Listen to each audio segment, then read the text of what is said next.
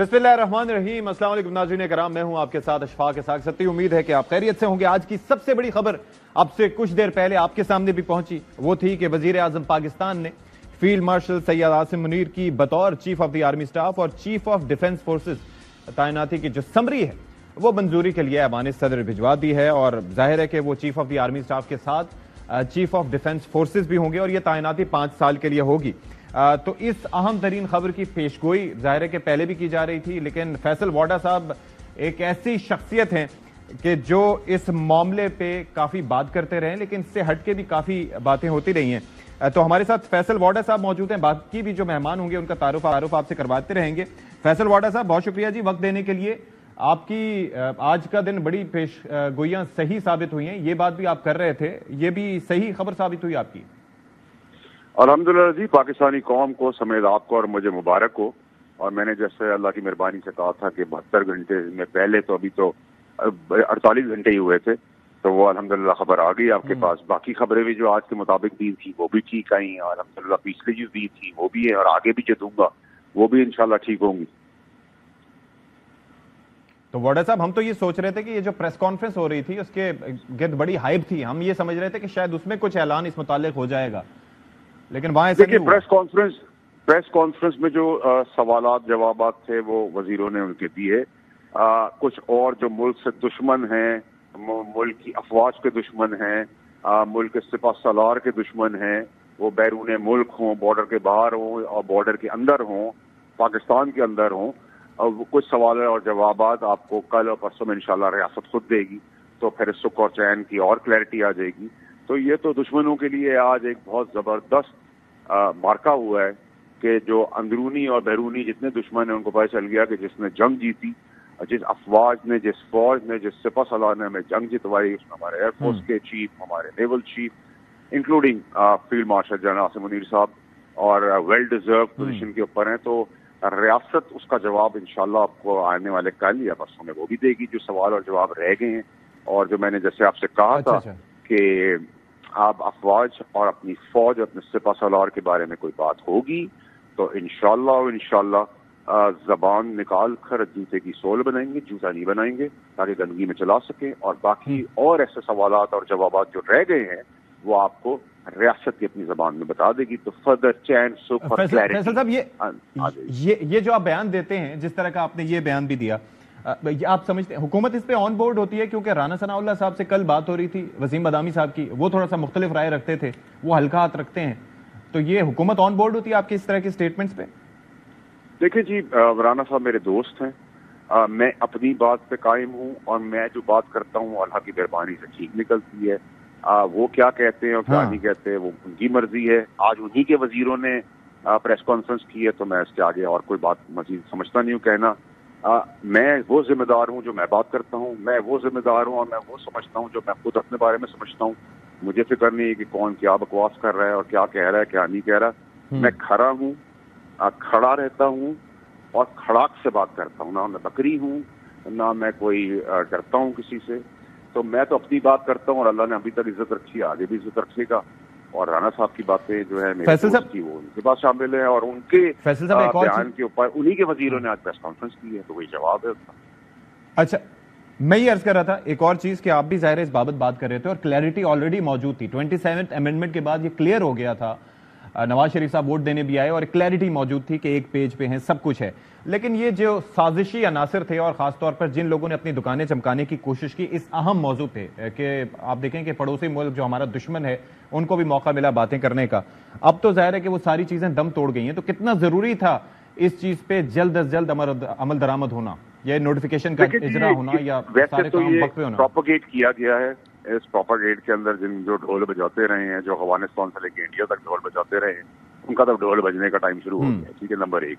मंतकी अंजाम तक केसेस भी जाना शुरू हो जाएंगे। जो भगौड़े वहाँ बैठे हुए हैं KPK के अंदर, कीड़े मकोड़े लटर के जो हैं, वो भी उनको भी निकाल के बाहर लगाएंगे। जो बुज़दिल किस्म के लोग हैं, जो कभी फालतू होते थे, दारी साहब के, वो आजकल इंफॉर्मेशन सेक्रेटरी बने हैं, उस टाइप के बहुत सारे लोग जो हैं उनको भी निकाला जाएगा। और मैं तो, मेरी ख्वाहिश है कि KPK राफेदी साहब चलाएं उसको डेमोक्रेटिक वे में, और वहाँ गवर्नर राज ना लगेगा तो फिर कुछ बचेगा नहीं। मेरा छोटा भाई है, इंफॉर्मेशन मिनिस्टर شفیع جان وہ اپنا کام اچھا نیا ینگسٹر ہے اور رسبن ہے جمہوری طور پہ. ورنہ تو میں نے آپ کو بتا دیا ہے کہ ڈسکوالیفیکیشن کھڑی ہے, وہ کیسز آج ہو گئے. میں نے کہا تھا ملاقات نہیں ہوگی کیونکہ آئین و قانون اجازت نہیں دیتا, پالیٹکس وہ نہیں ہوئی. میں نے آپ سے کہا کہ کیسز بنیں گے, کیسز آج شروع ہو گئے. میں نے آپ سے کہا کہ آپ ہیل حجت کریں گے, بدماشی گنڈا کریں گے تو ریٹ قائم ہوگی, تو انہوں نے آج نہیں کی, وہ چلے گئے. اس سے پہلے میں نے آپ کے پروگرام میں مالک صاحب نے کہا تھا کہ آپ نہ آئیں عدالت جیل, آپ نہ آئیں ہائی کورٹ میں. آفریدی صاحب کو کہا تھا وہ نہیں آئے, ملاقات ہو گئی. ملاقات کے بعد پھر وہی زور زبردستی بدماشی بلبلے ہوئے. تو میں ان سے کہوں گا آفریدی صاحب سے کہ اپنی نئی ٹیم کے ساتھ جمہوری راستہ نکال کے جمہوریت کے ساتھ چلیں. ہر چیز کا جواب جمہوری فیصل صاحب وہ انقلابی تھے, لیکن اگر انہوں نے احتجاجی سیاست کے چیمپئن تھے. مکوڑے مچھر گٹر کے جو ہے ان کو ساتھ رکھا, جو عمران خان صاحب کو یہاں تک لے گئے ہیں اور مزید آگے لے جائیں گے, منصوبے کہتے ہیں ان سے دور ہے. تو مجھے یہ بتائیے کہ یہ جو بانی پی ٹی آئی کا پھر مستقبل آپ کیا دیکھتے ہیں, جو کرنٹ سینیریو سرکمسٹینسز ہیں, جس طرح کی سٹیٹمنٹ ان کی طرف سے سامنے آئی؟ تو دیکھیے اللہ میاں رحم کرنے والا ہے, اللہ میاں کو سب کچھ پتا ہے, لیکن دنیاوی اور قانونی طور پہ تو مجھے مزید مشکلات پہ مشکلات نظر آتی ہیں. اور میں امید کرتا ہوں کہ وہ غلطی نہ کر بیٹھے کے پی کی حکومت سے بھی جان ہاتھ سے نکل جائے اور کچھ بھی نہ بچے. کیونکہ کے پی کے عوام کو ڈیولپمنٹ مل گئی, امان مل گیا, آپریشن ہو گیا وہاں, اور پکڑ دکڑ شروع ہو گئی جو بھگوڑے ہیں 9 مئی کے, تو پھر تو یہ نیریٹو بھی ختم ہو جائے گا کہ جی کے پی کے میں پی ٹی آئی کا ہولڈ ہے. تو حکومت کریں, اس کو پروگریسو وے میں لے کے چلیں. اور لیکن فیصل صاحب کس بنا پہ آپ یہ بات کر رہے ہیں؟ کے پی میں آپ کہہ رہے ہیں سہیل آفریدی صاحب کی حکومت ہے اور وہاں پر ظاہر ہے کہ ایک ریفیوج بھی ان کو ملا ہوا ہے جو لوگ وہاں پر موجود ہیں, لیکن آپ کہہ رہے ہیں ان کے خلاف کارروائی ہوگی, حکومت پی ٹی آئی کی ہے, کس طرح سے ہو پائے گی؟ سر جب کہ حکومت اگر غلطی کری اور چڑھائی والی کی تو حکومت بھی تو نہیں رہے گی نا. جب حکومت نہیں رہے گی تو پھر سارے پکڑے جائیں گے, اور ویسے بھی پکڑے جائیں گے. 9 مئی کے مطلوب لوگ بچیں گے تو نہیں. یہ چوہے بل میں چھپے ہیں بھگوڑے جو بڑے بڑے بال رکھتے ہیں لیکن دل چوہے کا رکھتے ہیں یا چڑیا کا رکھتے ہیں, ان کا کیا ہوگا؟ ان کا انجام وہی ہونا ہے جو باقیوں کو ہونا ہے. یہ تو ریٹن آن دا وال ہے. تو اب آپ یہ سمجھتے ہیں کہ اب یہ ملاقاتوں کا سلسلہ جو ہے یہ حتمی طور پر بند ہو گیا, بہنوں سے بھی ملاقات نہیں ہوگی بانی پی ٹی آئی کی؟ آپ کو لگتا ہے یہ طریقہ کار اب رائج رہے گا؟ بنیاد یہ ہے کہ آپ کی ملاقات فیملی کی حال حوال کے لیے وہ کمٹمنٹ ہوگا, وہ پاسبلٹی ہوگی. ابھی تک تو نہیں ہوئی, ٹھیک ہے جی, اور نہیں ہوگی. لیکن اگر ایسی کوئی پاسبلٹی ہوئی, گارنٹی ہوئی, کمٹمنٹ ہوا کہ آپ حوال پتا کریں, آپ کا حق ہے. اگر وکیلوں نے کیس کے بارے میں بات کرنی ہے بالکل ہے, لیکن باہر آ کے پولیٹیکل بات کی تو بند ہو جائے گی, بند ہو گئی ہے. میں تو بڑا کلیئر ہوں, میں تو آپ کو سچی بات پہلے بتا دیتا ہوں. تو فیصل واڈا صاحب آپ ذرا یہ سمجھائیے گا کہ اس سچویشن میں آپ نے کہا کہ ہم نے ان کو مشورہ دیا وزیر اعلیٰ صاحب کو کہ آپ وہاں نہ اڈیالہ نہ پہنچیں, ادھر نہ جائیں, انہوں نے بات سنی, احتجاج پر نہ آئے, بات سنی. آپ کو لگتا ہے کہ وہ یہ مائنڈ سیٹ رکھتے ہیں کہ وہ آپ کی بات سنیں گے, یا جو ان کا بات کنوے کی جا رہی ہے وہ سننے کے موڈ میں ہے؟ ہم کوشش کرتے ہیں کہ جمہوری رستہ بنے, کوئی نہ کوئی رستہ بنے. آج تک صاحب کو ملا گیا ہے سوائے تکلیفوں کے اور ڈھکوسلوں کے, اور کلائنٹ اندر ہے, باقی سارے وکیل مرات لے کے وزارتوں میں بیٹھے ہوئے ہیں. باقی جو کیڑے مکوڑے ہیں, مچھر ہیں, وہ جو ہیں پرانے جو ہیں جو یہاں سے بھاگے ہوئے, وہ سب کی وجہ سے کیا ملا ہے؟ خان کو کیا ملا ہے؟ خان کو تو مشکلات ہی ملی ہیں. تو ہم سہیل آفریدی صاحب کو وہی آپ کے توسط سے بتا سکتے ہیں جو جس کے پیچھے ہم بھی کام کرتے ہیں. ہم نے بھی محنت کی اس ملاقات کو فیسیلیٹیٹ کرانے کے لیے, ہم سب نے جمہوری لوگوں نے اس کا حصہ ڈالا. تو اگر مشورے کو عمل کرتے ہیں اور ان کو اس کا فائدہ ہوتا ہے, مجھے تو فائدہ نہیں ہو رہا, تو اس میں کیا بری بات ہے؟ نہیں ہے تو پھر ٹھیک ہے, پھر جو بتا دیا جو پھر ہوگا وہ ہونا ہے, وہ ہوگا. پھر نہیں تو بانی پی ٹی آئی آپ کے لیڈر رہے ہیں, آپ کے ظاہر کے سابق وزیر اعظم رہے ہیں, تو آپ سمجھتے ہیں کہ ان کو بھی کوئی مس گائیڈ کر رہا ہے, یا ان کی سوچ ہی یہی ہے کہ محاذ آ رہی؟ کیونکہ پہلے کچھ اور سوچ لگ رہی تھی, لیکن وہاں سے جو ٹویٹ سامنے آئے, میرے وہ محترم رہ چکے ہیں, میں نے ان کی ہمیشہ بڑی عزت کی ہے. جیسے آپ اپنے والد کی عزت کرتے ہیں, میں آج بھی ان کی عزت کرتا ہوں. ہمیں جو سیاست سکھائی وہ انہوں نے سکھائی, وہ بھول گئے, ہمیں یاد ہے. لیکن اگر چڑھائی کی سیاست اور جس جگہ پہ ذائچے اور چیزوں کے تحت, نمبروں کے تحت وہ چل رہے ہیں, اور جو جس قسم کی وہ سیاست کرنا چاہ رہے ہیں, اس میں مزید نقصان ان کا ہی ہوگا. سیاسی طور پہ تکلیفیں وہ اٹھا رہے ہیں, مزے باقی لوٹ رہے ہیں. تو یہ آپ کی مرضی ہے, جس نے جو کرنا ہے کرتا رہے. ہم تو 2.5 سال سے جو بول رہے ہیں, تو یہ جو چڑھائی کی سیاست ہے, آپ یہ کہہ رہے ہیں کہ ان کی اپنی ذاتی سوچ نہیں ہے, یہ آپ کہہ رہے ہیں؟ دیکھیے ذاتی سوچ تو ہے نا. چڑھائی کی بات وہ کہہ رہے ہیں فرنٹ فٹ پہ رہو, تو نہ فرنٹ رہے گا نہ فٹ رہے گا.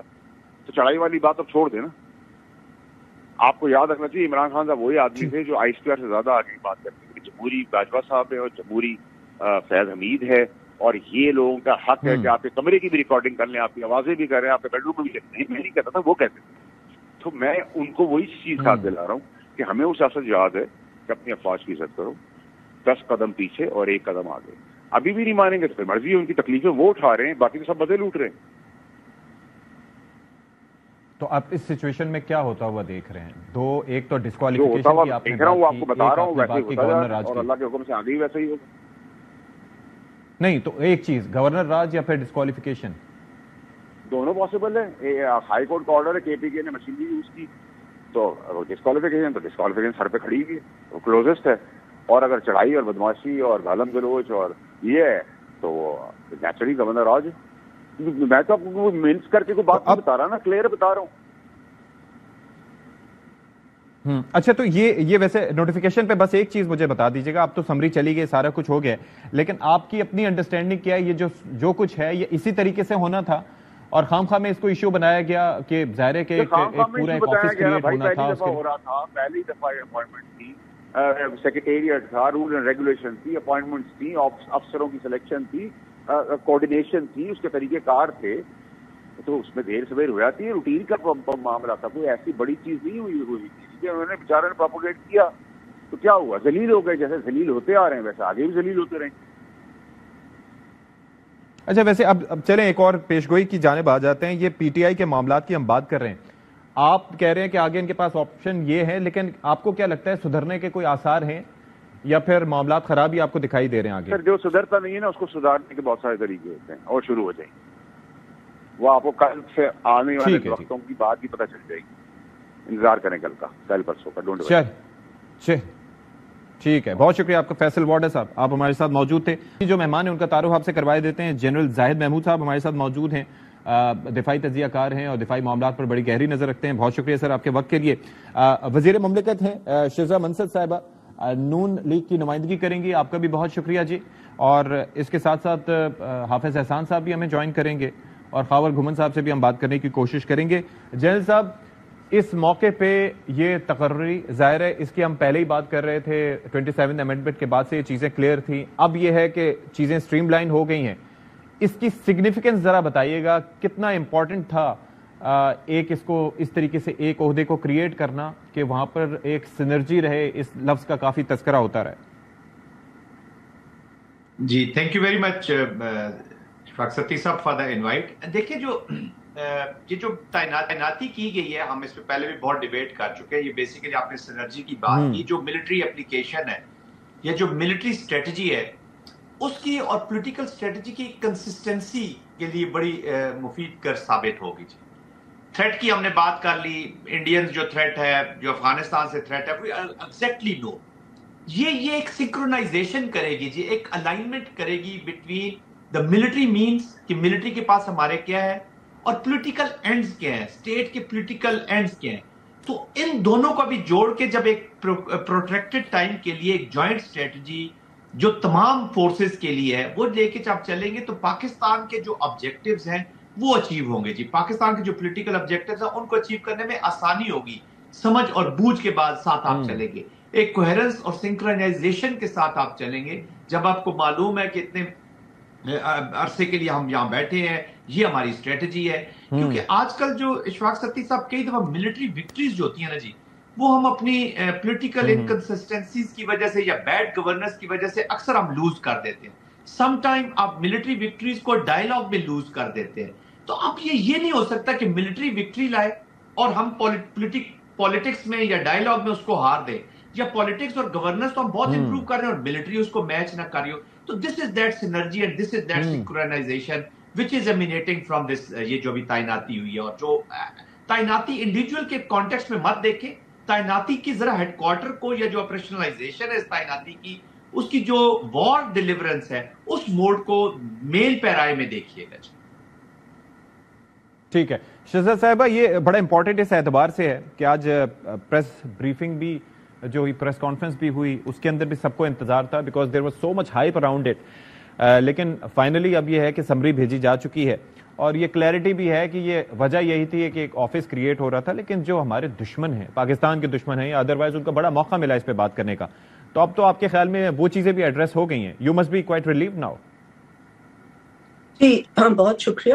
دیکھیے یہ بلا وجہ کا ایک چیز تھی جس کے اوپر بہت زیادہ ایک پروپیگنڈا مشین جو ہوتی ہے یا ایک فیک نیوز مشین ہوتی ہے, انہوں نے بہت زیادہ اس چیز کو بڑھا چڑھا کے بنا دیا اور کیا سرائیاں شروع کر دی. حالانکہ 27ویں ترمیم کے بعد آئین میں بڑی کلیئرلی لکھا جا چکا تھا اور بڑی کلیئر بات تھی کہ جو ہمارا بھارت کے ساتھ جو کانفلکٹ ہوا, بھارت کا زوم جس طریقے سے ختم کیا گیا, جس طریقے سے ہماری پاک افواج نے ایک پوری ایک پلان بنایا, میٹیکولسلی پلانڈ اینڈ ایکسیکیوٹڈ جو ان کی اسٹریٹجی تھی, اس کی وجہ سے پاکستان اور پاکستانیوں کا سر فخر سے بلند ہوا پوری دنیا کے اندر.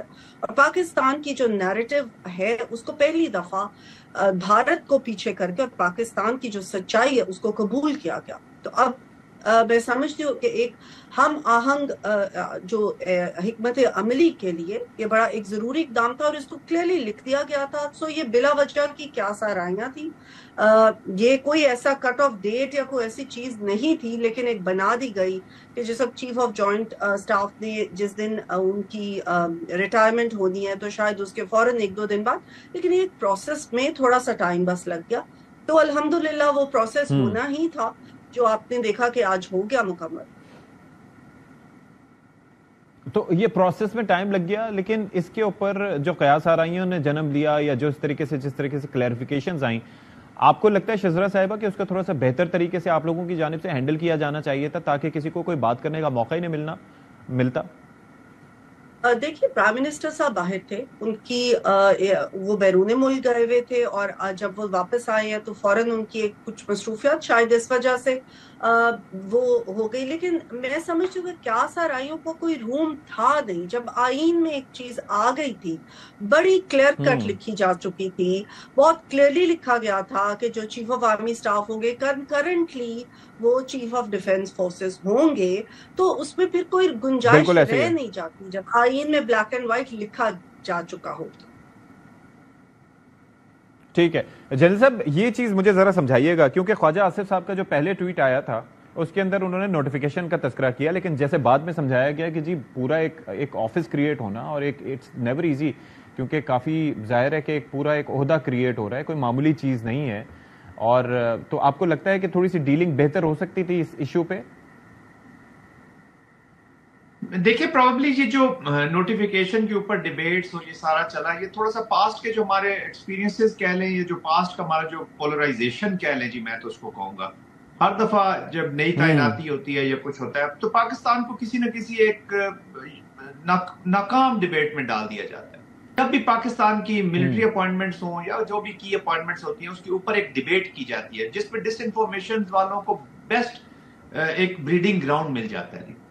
یس ہر چیز کو بڑے اچھے طریقے سے کیا جا سکتا ہے, but this was a serious ہیڈ کوارٹر. جی یہ بہت بڑا, دیکھیں نا, ایک آپ سینٹرلائزیشن آف کمانڈ کر رہے ہیں ایک ایسے ملک کی جس کے اوپر ایک اس کی اسٹریٹجی کے اندر جو ٹاپ اوور آرچنگ کیا ہے نیوکلیئر اوور سائٹ ہے. جی this is not an ordinary country, یہ کوئی تھرڈ ورلڈ کنٹری کی کوئی. میں یہی چاہ رہا ہوں ہمارے ناظرین کے لیے یہ ذرا سمجھائیے گا کہ یہ ہو کیا رہا ہے. اب یہ ظاہر ہے کہ it's not just about the notification, یہ جو عہدہ کریٹ ہوا ہے یہ کس طریقے سے اس کی کمیونیکیشن ہوگی, کس طریقے سے سارا چیزیں ہوں گی, میں چاہوں گا کہ ہمارے ناظرین کے لیے اس کو ذرا سمجھائیے گا. اس کو آسان زبان میں شفاق ستی صاحب آپ کہہ لیں کہ ایک اسٹیبلش کیا گیا جی ایک سنگل پوائنٹ ہیڈ کوارٹر کہہ لیں جو آپ کی کمپلیٹ ملٹری اسٹریٹجی کو اپلائی کرے گا to respond to the aggression against Pakistan. Single point کا یہ مطلب نہیں ہے کہ یہ بالکل جو نیا آفس ہے یہ تینوں فورسز کے اوپر ایک اس کی ایڈمنسٹریشن کو یا اس کی جو پلاننگز ہے اس کے بیچ میں انوالو ہو جائے گا. Air force will come with their own air strategy. جی نیوی اپنی واٹر اسٹریٹجی کے ساتھ آئے گی کیونکہ وہ لوگ اپنی اسٹریٹجی کو بہتر جانتے ہیں سارا, اور لینڈ فورسز جو ہے آرمی جو ہے وہ لینڈ اسٹریٹجی کے ساتھ آئے گی. اب ان تینوں اسٹریٹجیز کو اینالائز کیا جائے گا, ایک دوسرے کے ساتھ ملایا جائے گا فار دا سینرجی, اور پھر آپریشنل اپلیکیشن کی جائے گی. ایک سادہ زبان میں اگر ایک لیٹ سے کہ آپ کے اوپر کہیں اٹیک ہوتے ہیں اور آپ نے ایئر ڈیفنس سے اس کا رسپونڈ کرنا ہے, تو نیوی کا بھی ایئر ڈیفنس ہے, ایئر فورس کا بھی ایئر ڈیفنس ہے, آرمی کا بھی ہے, تو کون کرے گا پرائورٹی 1 میں, کون کرے گا 2 میں, وہ کوآرڈینیشن, دیٹ کوآرڈینیشن از دی کی. یس اب اس کوآرڈینیشن کے لیے بھی دیکھیں نا سی ڈی ایف کا آفس یہ پہلے تھا جوائنٹ سٹاف کمیٹی, کمیٹی ایک کہہ لیں کہ وہ صرف ڈسکشنز کے لیے تھی، بات چیت کے لیے تھی، ایک کمیٹی تھی. سینرجی تب بھی ملٹری کمانڈرز یا تو آرمی جی ایچ کیو سے زیادہ تر لیڈ ہوئی ہے جی، ایئر فورس کمانڈر نے لیڈ کیا. It was not J S headquarter to be very honest. تو اور انڈیویجول فنیس تھی. جنرل کیانی صاحب کے ٹائم میں ہم نے دیکھا یہ کافی چیزیں امپروو ہوئی، پھر چلتی گئی. ابھی جب اپلیکیشن ہوئی وار میں تو آپ نے دیکھا کہ air chief, army chief, naval chief, ان کی بہت اچھی کوالٹی. تو انڈیویجول فنیس تھی. اب لیگل کانسٹیٹیوشنل کمپلشن ہے، اس ادارے نے اپنے آپ کو ڈیولپ اسی موڈ میں کرنا ہے. یہ نہیں ہو سکتا کہ ایک انڈیویجول بیٹھا ہوگا تو اس کی مرضی ہو جائے گی. ایڈہاکری پہ اسٹیٹس نہیں چل سکتی جی. This is a serious state. جیسے میں نے کہا آپ کا کنونشن آپ نے دیکھ لیا، ہائیبرڈ کی اپلیکیشن ہوئی ہے، پھر کنونشنل کی بھی بیچ میں مکس کر رہا ہے اینیمی، اور اس کے ساتھ ساتھ آپ ایک اسٹریٹجک فورس بھی آپ کے پاس ہے. You are a nuclear country. Time period ہم کہتے ہیں وار کی سچویشن ہے، وار کی اسپیس نہیں ہے under the nuclear over hand. ہمارا اینیمی جو ہے انڈیا وہ کہتا ہے جی وار کی اسپیس میں کریٹ کروں گا اور ہے وہ نیو نارمل میں سیٹ کروں گا. تو اس موقع پہ نا آپ پاس ٹائم ہے ڈیسیژن میکنگ کا. ڈسپائٹ دا فیکٹ کہ ہم نے ان کو کنونشنلی بھی کتنا برا مارا ہے. ظاہر ٹھیک جی. میں ایک کوئکلی اگر ایک لائن کہہ لوں اشفاق صاحب. جی پلیز. جی دیکھیں نا، انڈیا کی جو اتنی بڑی ملٹری ہے، اتنی بڑی فورسز ہیں، وہ چونکہ کتنی دیر میں امبیرس ہوئی ہے. 20 to 40 minutes of our defensive manoeuvre. 20 سے 25 منٹ لگے ہیں. ایک انڈین ملٹری امبیرس ہو گئی ہے پورے ورلڈ میں. کسی بھی ملٹری کمانڈر کی سب سے بڑی خواہش ہوتی ہے کہ وہ اپنے اپوننٹ ملٹری کو امبیرس کرے. ان کے لوگوں کا کانفیڈنس، یہ ٹی وی شیوی اور یہ ڈراما شراما تو انہوں نے لگایا ہوا ہے. They have no confidence in their military as of today. اس لیے ہم کہتے ہیں کنونشنلی تو اپنی اپلیکیشن اس وقت اس کی نہیں ہو سکتی، وہ اس لیے پراکسی پہ گیا ہے. تو کچھ ٹھیک ہے، ہمیں اللہ نے جیت دی ہے، لیکن اس کا یہ مطلب نہیں ہے کہ ہم موو فارورڈ ہی نہ کریں، اسی پہ رک جائیں. الحمدللہ ایون آفٹر بنیان المرصوص اور اس مار کے حق کے بعد بھی پاکستان ملٹری اس کم آگے بہت بڑھ گئی ہے جی اپنی پلاننگ میں، اپنے رسپانس. ظاہر اور ضروری بھی ہے بالکل جی. ہمارا دشمن بھی تیاریاں کر رہا ہے. جی حافظ احسان صاحب بھی ہمیں جوائن کر چکے ہیں، ماہر قانون ہیں. حافظ صاحب مجھے یہ ذرا سمجھائیے گا کہ یہ بڑا ایک، اور ہمارے ناظرین کے لیے کہ بڑی کلیئرٹی ہے، لیکن قانونی لحاظ سے ظاہر ہے کہ کوئی عہدہ کریٹ کرنا اور اس کے ساری چیزوں کا جو اس کے اطراف ان کا جائزہ لینا، یہ وقت کی ضرورت بھی تھی اور اس کی امپورٹنس اور سگنیفیکنس بھی تھی، اور آئینی ترمیم ہو چکی تھی تو اس کے بعد کلیئر تھا کہ یہ ہونا ہے. آپ کی رائے اس بارے میں کیا ہے؟ بسم اللہ الرحمن الرحیم. ستی، ایک تو بنیادی چیز یہ ہے کہ پاکستان آج جس فارمیشنز کے اندر چیف آف ڈیفنس فورسز کے اندر جا رہا ہے، یہ پاکستان کو نیا ایکسپیریمنٹ کرنے نہیں جا رہا، بلکہ یہ ایک ایسی چیز ہے جو دنیا کے اندر اسٹیبلش ہے. اور جب سیکنڈ ورلڈ وار ہوئی اور اس کے بعد برطانیہ نے یہ اس کو فیل کیا کہ ہمیں چونکہ اب وار کے پیرامیٹرز جو ہیں وہ بدل گئے ہیں، تو ہمیں اپنی جو ڈفرنٹ فورسز ہیں، نیوی، ایئر فورس اور آرمی جو ہے، اس کو کسی نہ کسی جگہ سینٹرل کمانڈ کے اندر لے کے آنا چاہیے تاکہ ان کا انڈیپینڈنٹ آپریشن اپنی جگہ کام کرتا رہے، لیکن اس کو جو افیکٹو کوآرڈینیشن ہے، جس کے اندر آپ کی انٹیلیجنس ہے، جس کے اندر آپ کی ریسورس موبلائزیشن ہے، جس کے اندر آپ کی ڈپلائمنٹ ہے، جس کے اندر آپ نے نئے ریسورسز جو ہیں ان کی ڈپلیکیشن کسی جگہ نظر نہ آئے، یا انٹیلیجنس شیئرنگ ہے، یا آپ کے انٹرنل ایکسٹرنل تھریٹس جو ہیں، اس کے لیے ایک پرماننٹ فورم جو ہے وہ ہونا چاہیے. اور انہوں نے 1959 کے اندر اس انسٹیٹیوشن کو، سی ڈی ایس کو، چیف آف ڈیفنس جو اسٹاف تھا اس کا عہدہ انہوں نے کریٹ کیا اور اس کے بعد اسے لیگل کور دیا. اب تک دنیا کے تقریباً 68 ممالک کے اندر جو ہے یہ چیف آف ڈیفنس اسٹاف کا عہدہ جو ہے وہ موجود ہے. دنیا کی جتنی بڑی آرمی ہے، چاہے وہ برطانیہ، امریکہ، آسٹریلیا، یا اس کے بعد ہمارا ہمسایہ ملک جو ہے، اس نے بھی اپنا سی ڈی ایس جو ہے وہ 2020 کے اندر کر لیا. تو کوئی دنیا کا ایسا بڑا ملک نہیں ہے جس کی بڑی آرمی ہو اور جس کی ایک اسٹینڈنگ ہو، اس نے اس عہدے کو کریٹ نہ کیا ہو. پاکستان کے اندر جو ہے ہم نے یہ عہدہ جو ہے اس کے لیے بارہا اس چیز کے بعد ہی، لیکن 1976 کے اندر ہم نے chairman joint chief of staff committee کا عہدہ کریٹ کیا گیا، لیکن وہ عہدہ جو تھا وہ افیکٹو نہیں تھا، اس کی کوآرڈینیشن بھی اس لیول کی نہیں. وہ یہی سوچ کے بنایا گیا تھا یہ عہدہ؟ جی، وہ بائی ایکٹ آف پارلیمنٹ کے ذریعے جو ہے بھٹو صاحب کے دور کے اندر بنایا گیا. پھر لیٹر آن اس کے اندر جو ہے وہ رولز بنائے گئے اور 18th امینڈمنٹ کے اندر جو ہے اس کو، لیکن اس عہدے کے پیچھے بھی سوچ یہی تھی. جی، میں joint of chief staff committee کا تھا، اس کے اندر میرا خیال ہے کہ اتنا تھا کہ آپ کوآرڈینیٹ کریں، لیکن جس لیول کی دنیا نے کوآرڈینیشن کی تھی اس لیول کی کوآرڈینیشن جو تھی وہ اس میں نہیں تھی. اسی لیے یہ آیا گیا ہے کہ جب 99 کی کارگل وار ہوئی تو اس کے اندر یہ طے کر لیا گیا. آپ جتنے بھی ملٹری پیپر یا آپ اسٹریٹجک پیپرز دیکھیں تو اس کے اندر ریکمنڈیشن یہ آئی تھی کہ ہمیں اپنا CDS یا CDF جو ہے وہ بنانا چاہیے.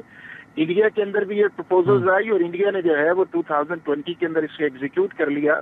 ہمیں بھی چاہیے تھا کہ اس چیز کو کیا جاتا, لیکن چیز یہ ہے کہ چونکہ اب جب ہم مار کے حق کے اندر گئے اور ہم نے بنیادوں محسوس کیا تو اس کے اندر اب وار جو ہے وہ نہ صرف آرمی کی ہے, نہ ملٹری آپ کی نیوی کی ہے, نہ آپ کی ایئر فورس کی ہے, بلکہ تینوں کا ایک جوائنٹ امبریلا کے اندر کام کرنا جو ہے وہ بڑا امپورٹنٹ ہے. اور اسی لیے آپ نے دیکھا ہوگا کہ اس ساری ایکسرسائز کے اندر ہمارے جو سروسز چیف سے وہ کسی نہ کسی جگہ کمانڈ اینڈ کنٹرول کے اندر اکٹھے بیٹھ کے انہوں نے اسٹریٹجی بنائی اور ہم نے انڈیا کو آؤٹ کلاس کر دیا. اب یہ ہے کہ جب آپ نے اس کو آؤٹ کلاس کر دیا ہے تو اس کے لیے ضروری پھر یہ تھا کہ ہم اس کو ایک فارملی یا کانسٹیٹیوشنلی کور لے کے اندر آئے, اور اسی کے لیے آپ نے دیکھا کہ 27 کانسٹیٹیوشنل امینڈمنٹ آئی جس کے اندر 3 چیزیں آئی گئی.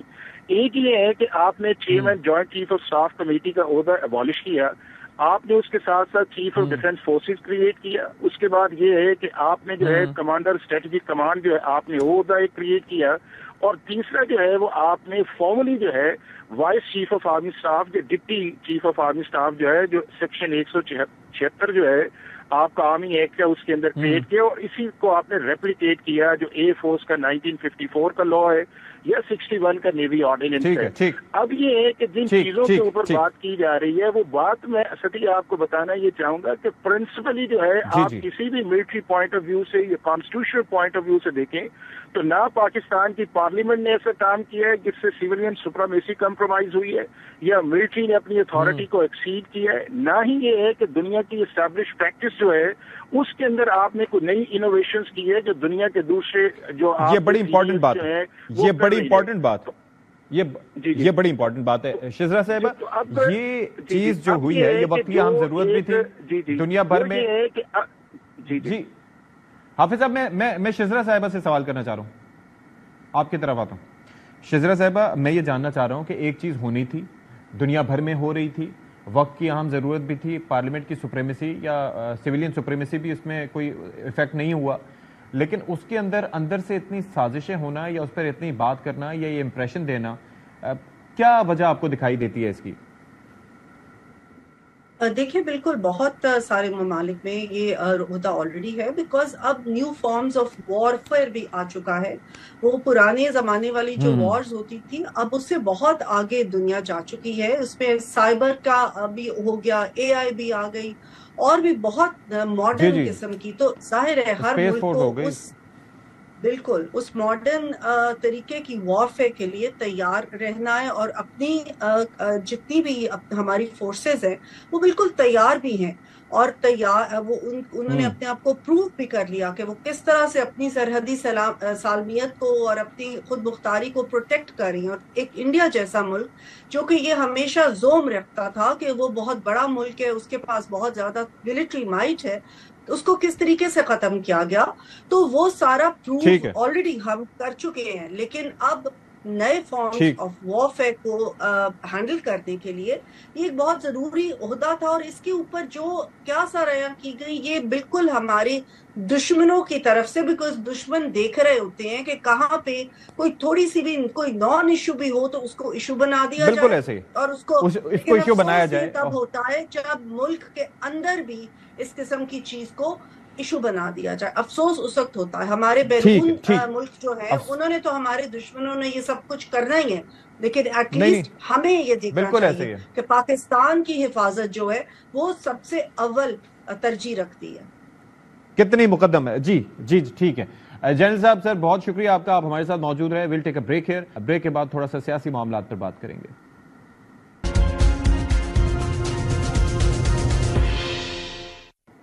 بریک کے بعد پروگرام میں خیر مقدم. اور جیسا کہ اس سے پہلے ایک پریس کانفرنس ہوئی تھی اور اس کے اندر کافی ساری باتیں ہوئیں, اور پھر یہ ہے کہ پابندی بھی لگا دی گئی ملاقاتوں پر, یعنی کہ پہلے بہنوں سے ملاقاتوں پر پابندی نہیں تھی, لیکن اب ان سے بھی ملاقات نہیں ہوگی, کیونکہ کہا جا رہا ہے کہ جی وہاں سے بھی ایسے میسیجز آتے ہیں اور پھر ٹویٹس ہوتے ہیں جس کی نتیجے میں کہ صورتحال جو ہے وہ پھر خراب ہوتی ہے.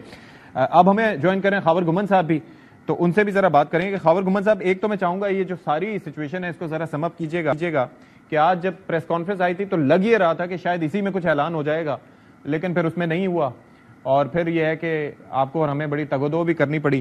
تو کیا اس وقت اب تو یہ ہے کہ کلیئرٹی آ گئی ہے, تو ایک تو اس بارے میں آپ کی رائے میں چاہوں گا, اور ساتھ ہی اگر آپ دوسری جانب یہ جو پابندیاں ملاقاتوں پہ لگ گئی ہیں اس کا امپیکٹ کیا آپ دیکھ رہے ہیں؟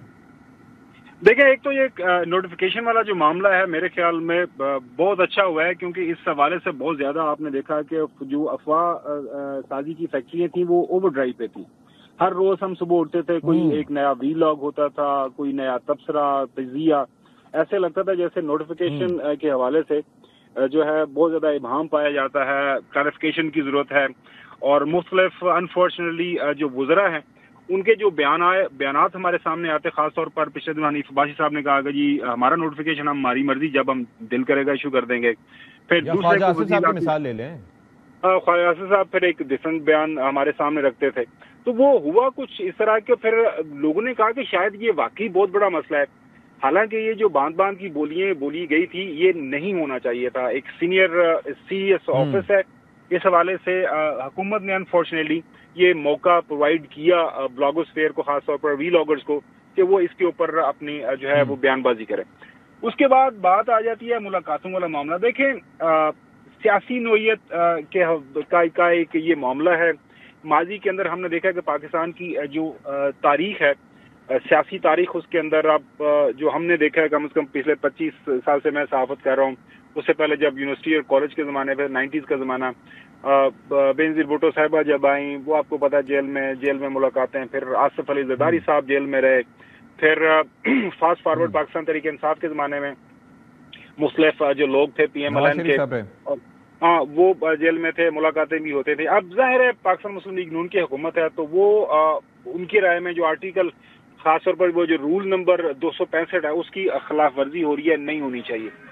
دس از واٹ دیئر آرگومنٹ. اور ظاہر ہو اصل میں یہ رائے سدی صاحب کہ چونکہ یہ جو ملاقاتیں لمیٹڈ ہیں, اندر سے جو پیغام باہر آتا ہے بانی PTI کا, ایٹ ٹائمز آپ نے دیکھا کہ اس کے اوپر جو ایک پارٹی مل کے آتی ہے وہ ایک بات کرتی ہے, اس کے بعد ایک دوسرا گروہ ملنے جاتا ہے تو وہ ایک مسلم بات کر دیتا ہے. سو وہ میرے خیال میں اگر یہ کمیونیکیشن زیادہ ہو جائے تو یہ ابہام یا یہ ساری چیزیں ختم ہو جائیں, اپنی موت آپ مر جائیں. میری نظر میں, میری ایز اے میڈیا پرسن میں یہ دیکھتا ہوں یا سوچتا ہوں کہ ملاقاتیں زیادہ ہو جائے تو کنفیوژن ختم ہو جائے. لیکن ظاہر ہے حکومت کا ایک اپنا نقطۂ نظر ہے کہ اندر سے 265 جو رول ہے وہ منع کرتا ہے, سیاست بازی نہیں ہو سکتی, بالکل صحیح ہے, منع کرتا ہے رول, لیکن ساتھ میں کیا یہ ایک بنیادی حق کسی بھی مجرم یا ملزم کا ہے یا نہیں ہے ملاقاتوں کے حوالے سے, وہ بھی اس کے اوپر بھی آئین بہت واضح ہے. اس لیے اس کے اوپر ظاہر ہے ایک سیاسی نقطۂ نظر ہے, ایک اس کے اوپر آئینی اور قانونی نقطۂ نظر ہے. تو سیاسی نقطۂ نظر سے ایک مختلف بحث ہو سکتی ہے, ظاہر ہے PTI والے اپوزیشن میں ہیں, PMLN والے حکومت میں ہیں, اور آئینی اور قانونی جو معاملہ ہے اس کے اوپر کوئی آپ کو کانسٹیٹیوشنل ایکسپرٹس یا کوئی لیگل جو ایکسپرٹ ہے وہ زیادہ اچھے انداز سے روشنی ڈال سکتا ہے. لیکن میری رائے میں دیکھیں, سیاست کے اوپر سیاستدان تو بات کرتے ہیں, اب کوئی بھی سیاستدان ہے وہ بات کرے گا, لیکن وہ بات کس نوعیت کی ہوگی اس کے اوپر ہماری ضرور میری کم از کم میری رائے یہ ہے کہ کوئی بھی سیاستدان ہو وہ اپنی رائے کا اظہار تو ضرور کرے, لیکن وہ ایسی رائے نہ ہو جس سے ملک کے اندر کوئی جو ہے ہیجانی کیفیت پیدا ہو, کوئی افراتفری ہو, کوئی ایسے اسے ایسے لگے کہ ایز کہ جی خدا نخواستہ ملک کے اندر کوئی جو ہے کوئی ایک ڈفرینٹ قسم کا ماحول بنایا جا رہا ہے. سو اس حوالے سے میری رائے یہی ہے. اینی ویز آنے والے دنوں کے اندر ظاہر ہے PTI والے دوبارہ کورٹ میں جائیں گے, کورٹ سے مزید اس کی تشریح مانگیں گے کہ جی ہمیں اجازت دی جائے, تو یہ معاملہ آپ دیکھیے گا ایسے ہی جو ہے آف اینڈ آن چلتا ہی رہے گا. ٹھیک ہے, شکریہ آپ کا خاور گمن صاحب فار یور ٹائم. شزرا صاحب, یہ ذرا آپ سمجھائیے گا کہ یہ جو ملاقاتوں کا مسئلہ ہے, اب آئینی اور قانونی لحاظ سے تو ملاقاتوں کی اجازت ہے, آپ لوگ ملاقاتوں کی اجازت نہیں دے رہے بلکہ اس سلسلے کو بند کر رہے ہیں, تو کیا حکومت اس چیز سے despite having all the control, کیا آپ لوگ خائف ہیں کہ جی اگر ہم ملاقات کی اجازت دیں گے تو کہیں ایسا نہ ہو کہ ایجیٹیشن ہو جائے, حالات ہمارے قابو سے باہر نکل آئیں, کیا اس چیز کا خوف ہے آپ کو؟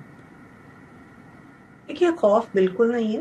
اعظم نذیر طاہر صاحب جو لا منسٹر ہیں, بڑی کلیئرلی انہوں نے تمام حوالے دے کے بتایا کہ جیل مینول میں کیا ایک فریم ورک ہے, ایک لیگل فریم ورک جس کے تحت یہ ملاقاتیں ہوتی ہیں. پہلی تو بات یہ ہے کہ انہوں نے کہا کہ ہفتے میں ایک دفعہ تک کی ملاقات کی اجازت ہے, لیکن ضروری نہیں کہ وہ ہو ملاقاتیں. دوسری اور بڑی کلیئر بات یہ ہے کہ سیاسی گفتگو کی اجازت نہیں.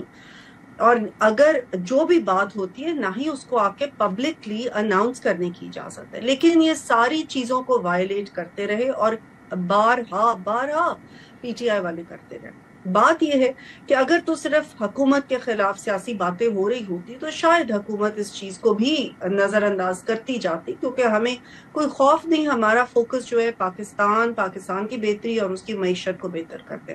لیکن جب ریاست مخالف ایک بیانیہ شروع ہو جائے اور ایک قیدی جو ہے وہ ہر وقت پاکستان کو ڈیسٹیبلائز کرنے کی کوشش کرتا رہے، کیوس پھیلانے کی کوشش کرتا رہے، جلاؤ گھیراؤ کی کوشش کرتا رہے، یلغار کی کوشش کرتا رہے، انسائٹمنٹ ٹو وائلنس اس کی قید خانے سے آتی رہے لوگوں کے لیے، اور ہر وہ اپنے لوگ وہ چوز کرتے ہیں جو کہ زیادہ وہ سمجھتے ہیں کہ وائلنس ہو سکتے ہیں، جو زیادہ بڑھ چڑھ کے بول سکتے ہیں، ان کی لینگویج یا ان کی ساری چیزیں اس طرح کی ہو، تو یہ ساری چیزیں برداشت نہیں کی جا سکتی، اور یہی اس سے فیصلہ کیا گیا کہ یہ ملاقاتوں کا اب اجازت نہیں دی جا سکتی جو کیوس پھیلائے۔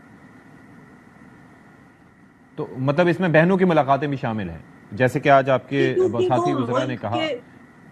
جی بالکل، کیونکہ ابھی ایک ملاقات ہوئی نا، تو آپ نے دیکھا کہ انہوں نے آ کے اس کے بعد پھر سے وہی باتیں کی، اناؤنسمنٹس بھی کی، اور نہ صرف یہ بلکہ جو ٹویٹ انہوں نے کی وہ تو ریاست کے مخالف ہے، وہ تو ملک کے مخالف ہے، وہ تو ملک کی حفاظت کے مخالف۔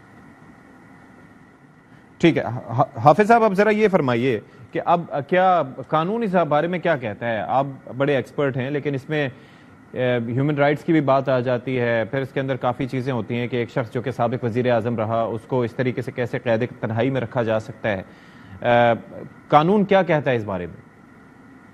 بسم اللہ الرحمن الرحیم۔ ستی، ایک تو چیز یہ ہے کہ دنیا بھر کے اندر جو کنوکٹ پرزنرز ہے اس کے سٹینڈرڈز آف لاز وہی ہیں جو پاکستان کے اندر ہے، چونکہ پاکستان کا جو لا ہے، جو پریزنز لا ہے، وہ 1894 کا ہے، جو انگریزوں کے دور کے اندر بنا تھا، اور آج تک جو ہے اس کے اندر ہم نے مائنر امینڈمنٹس تو کی ہیں، لیکن لا وہی ہے جو انٹیکٹ ہے۔ اور دوسرا ہمارا 1978 کا پرزنر رولز ہے، جس کے اندر آپ نے اس لا کی ایکسپلینیشنز کی ہے۔ اب دنیا بھر کے اندر 5 چیزیں جو ہیں وہ کوئی بھی کنوکٹڈ پرزنرز جو ہے وہ نہیں کر سکتا۔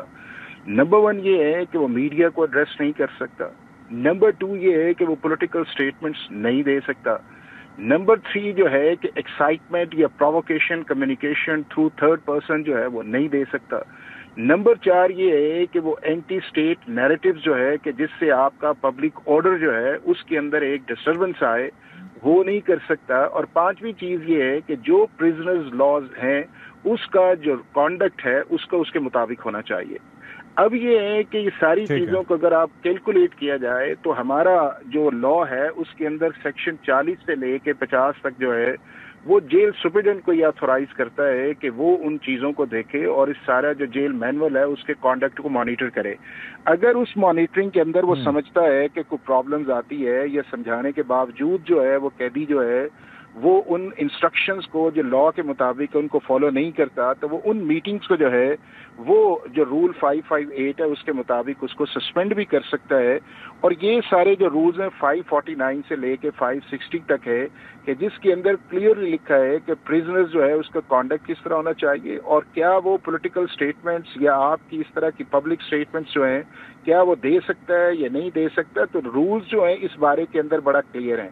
اب جہاں تک آپ بات کرتے ہیں ہیومن رائٹس کی یا آپ کانسٹیٹیوشنل گارنٹیز کی بات کرتے ہیں، وہ بھی آپ کی subject to restrictions of law and constitution ہے۔ اب ایک شخص ایسا جو جیل سے باہر ہے اس کے رائٹس کچھ اور ہیں، اور ایک ایسا شخص جو ہے جو جیل کے اندر کانوکٹ ہے اس کو آپ اس شخص سے نہیں ملا سکتے جو جیل سے باہر انڈیپینڈنٹ ہے۔ اگر وہ انڈیپینڈنٹ بھی ہے تو اگر پاکستان کے کانٹیکسٹ کے اندر دیکھا جائے تو آرٹیکل 19 جو ہے جو آپ کا فریڈم آف ایکسپریشن یا فریڈم آف انفارمیشن میں بات کرتا ہے، تو اس کے اندر بڑا کلیئرلی لکھا ہوا ہے کہ آپ کی کوئی سٹیٹمنٹ جو ہے وہ انسائٹمنٹ نہیں آنی چاہیے۔ نمبر 2 یہ ہے اینٹی اسٹیٹ نہیں آنی چاہیے۔ نمبر 3 یہ ہے سیکٹریرین وائلنس جو ہے اس کے اندر نہیں آنی چاہیے۔ نمبر 4 یہ ہے کہ آپ کے جو اسٹیٹ انسٹیٹیوشنز ہیں، جس طرح آپ کا جو ہے پارلیمنٹ ہے یا آپ کے جو جوڈیشری ہے، یا آپ کے جو ہے جو لا انفورسمنٹ ایجنسیز ہیں اس کے متعلق آپ کا نہیں آنا چاہیے، اور جو آپ کے foreign relations with Islamic countries ہیں اس کے متعلقہ بھی آپ کی اسٹیٹمنٹ نہیں آنی چاہیے کہ جس سے یہ ہے کہ ایک ایسی آپ کی ہیٹریڈ جو ہے وہ اس اسلامک کنٹری کے ساتھ لگے. یہ ہمارے آرٹیکل 19 کے اندر بڑا واضح ہے. اب ہوا یہ ہے کہ ہم ایک طرف تو بات کرتے ہیں رول آف لا کی، اور دوسری طرف یہ ہے کہ ہم کہتے ہیں کہ ہم رول آف لا نہیں ہے بلکہ ہم جو کہیں وہ لا ہے. اب انفارچونیٹلی یہ ہے کہ پچھلے اگر 1-1.5 سال سے دیکھا جائے تو جتنی بھی آپ کو ان میٹنگز کے بعد یا ان میٹنگز کا آپ دیکھیں کہ آپ کے جیل ٹرائلز بھی جب چل رہے تھے تو اس کے اندر یہ ہے کہ چاہے فارمر پرائم منسٹر کنوکٹڈ تھے لیکن ان کا جو سٹینس جو تھا وہ تقریباً آلموسٹ جو تھا یا وہ پولیٹیکل تھا یا وہ سرٹن انسٹیٹیوشنز کے خلاف تھا، اور اس کو ٹرانسلیٹ جو ہے وہ آپ کا سوشل میڈیا جو ہے جو آپ کے ڈیجیٹل اکاؤنٹس ہیں ان کو آئی گیٹ اٹ. اب میں ذرا شزرا صاحبہ سے اس پہ بات کر لوں، میں ان سے ذرا جواب لے لوں، وقت مختصر ہے. شزرا صاحبہ اب ذرا یہ بتائیے گا کہ کافی ہم بیانات دیکھ رہے ہیں اس بابت، آگے گورنرات سے متعلق، حکومت کی تبدیلی سے متعلق، ڈسکوالیفیکیشن سے متعلق سہیل آفریدی صاحب کی، اور اس بارے میں بڑی سخت رائے رکھتے ہیں فیصل واڈا صاحب. تو آپ کی رائے بھی وہی ہے جو فیصل واڈا صاحب کی ہے یا آپ کی رائے تھوڑی سی مختلف ہے ان سے؟ دیکھیے یہاں تک جہاں تک بات ہے نا کہ کے پی کی گورننس کی. بریک کے بعد پروگرام میں خیر مقدم، اور پروگرام کے آخر میں یہ بڑا خوش آئند ہوا کہ فائنلی وزیر اعظم صاحب کی جانب سے سمری بھیج دی گئی، اور انشاءاللہ جلد ہی اس پر اس کی منظوری بھی ہو جائے گی جو فائنل پروسیس ہے. اور یہ ایک وقت کی اہم ضرورت بھی تھا، لیکن سوالات صرف اس چیز پہ تھے جس پر دشمنوں کو بات کرنے کا موقع ملا یا یہ یوٹیوبرز کو اپنا کاروبار چمکانے کا موقع ملا. وہ وجہ یہی تھی کہ ہمارے جو وزراء تھے ان کے مختلف بیانات، یعنی کہ ایسے بیانات ان کی جانب سے دیے گئے جس سے سچویشن کلیئر نہیں ہوئی، اس کی کلیئرٹی بہت بعد میں آئی. تو یہ ضروری ہے کہ ایسے معاملات میں ایک لائن پر ہو کر چیزوں کو صحیح طریقے سے ایکسپلین کیا جائے تاکہ لوگوں کو بھی اس کو سمجھنے کا موقع مل سکے. باقی ہمارے دشمنوں کو ایک بڑا پیغام چلا گیا، اب سینرجی موجود ہے. اب سندور 2 کیا بھلے کوئی بھی اگر کسی بھی طرز کا آپریشن کرنے کی کوشش کی گئی تو افواج پاکستان پہلے سے بھی بڑھ کر بھرپور جواب دیں گی. پروگرام سے فی الحال اتنا ہی. اشفاق اسحاق ستی کو اجازت دیجیے. اللہ حافظ. ناصر.